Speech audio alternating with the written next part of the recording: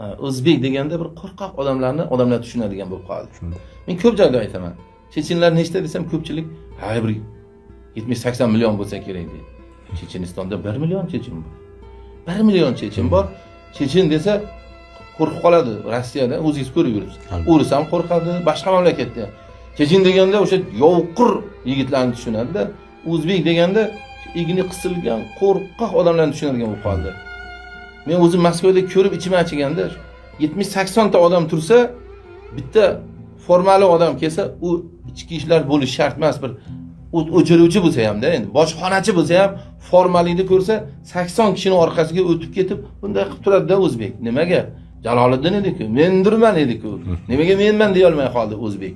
Mana shu 30 yillik iskanja odamlarni qo'rqoq qilib qo'ydi. 30 yildagi o'sha yuraklarimizga kirgan qo'rquv yurakda tomir otdi. Biz tommanada men ham qo'rqaman. Hamma qo'rqadigan bo'lib qoldi. 3 kishi gaplashsa, uchinchisidan shubhalanadigan bo'lib qoldik. Chunki shunday bo'lib qoldi. Hamma bir-birini sotadigan bo'ldi. Birlashmaydigan. Ha, birlashmaydigan. Bu meni juda katta dardim. O'zbek birlashmaydi. Qarang, o'sha Moskvada yurgan ikkita chechenga teginib ko'ring. Yoki boshqa millatga teginib ko'ring, gruzinga teginib ko'ring. Hatto tojiklarga ham-ki. Tojiklar ham bizdan ko'ra birdamroq. Bitta o'zbekni o'rislar yoki boshqalar qiymalasa, qolgan nima ishni turadi? Qiymalab bo'ldimikin, meni qiymalamasmikin deb turadi. "Ho, nima qilyapsan? Ho, meni vatandoshimni, millatdoshimni nima qilyapsan?" demaydi-da. Chunki 30 yil davomida mana shunaqa qo'rquv yuraklarga singdirildi. Qo'rquv saltanati bo'ldi O'zbekiston. Mana Xudoga shukr, endi dunyoga chiqyapmiz.